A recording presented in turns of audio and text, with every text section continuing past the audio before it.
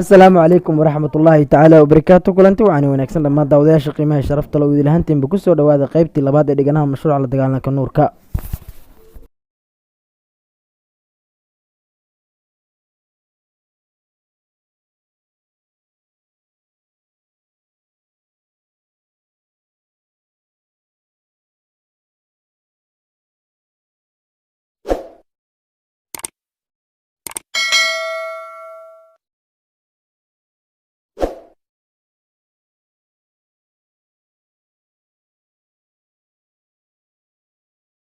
markaan hodheelkii gudaha usoo galay waxaan la kulmay saaxiibkay, waan ku naxay oo waxaan ku idhi war sidaani waa maxay. isna wuxuu igu hal celiyey waa adigii muddo daba socday inaad nagu soo biirto ee ay codsigaadii diideen 2 jeerba Club of Rome iyo Scottish Temple. hadda waxaa timid fursad aad isku muujin karto. haddii aad daacad ka noqoto howlaha lagu igmado waxaad heli doontaa xubinnimo buuxdo. magaalada waan kasii baxaynaa. waxaan gaarnay dhismo dhulka hoostiisa ka dhisan oo aad yaabaysa qaabka loo dhisay. saaxiibkii gaariga ayuu ku haray, anna 2 nin oo xiran dhar madow oo ay qoorta u suran tahay 3 gees cas ayaa intay garbaha ay qabteen ayay ii kaxeeyeen qol madow oo iftiinka qora ay ka baxay yahay shumac. waxaa goob madow soo fadhiya nin darajadiisu tahay 33 oo magaciisa igu sheegay Paul Milan. wuxuu u weydiiyey inaan ku qanacsanahay inaan ku soo biro ururkooda Dag Marow. anna horey ayaan ka aqbalay. habeenkii halkaas ayaa xaflad weyn liigu sameeyey. 3 habeen kadib meeshii sidii aan ugu jiray Paul ayaa ii kaxeeyey qol madow.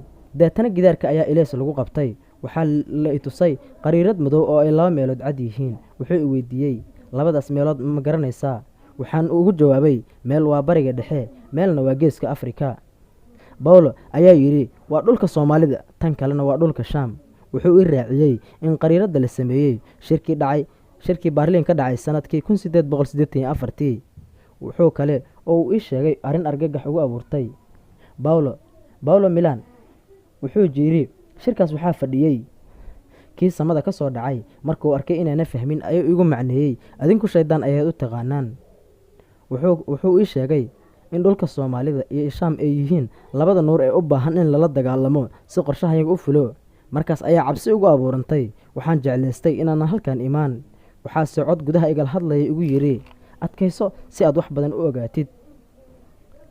markii dambe ayaan gartay inuu xoog ka awood badan ugu shaqaysanayo kuwii aan ku biiray. Paul wuu dareemay inuu buuq ugu furan yahay.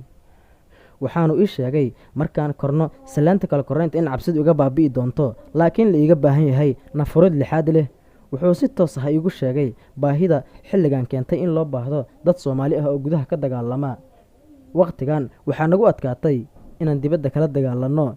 weliba wax walba waxay isbedelayaan marka la gaadho December 21 sanadka 2016. waxaan jeclaystay inaan ogaado sababta wax walba isku bedelayaan. waxaad moodaa inuu maqlaayo faqa gudaheyga ka socda.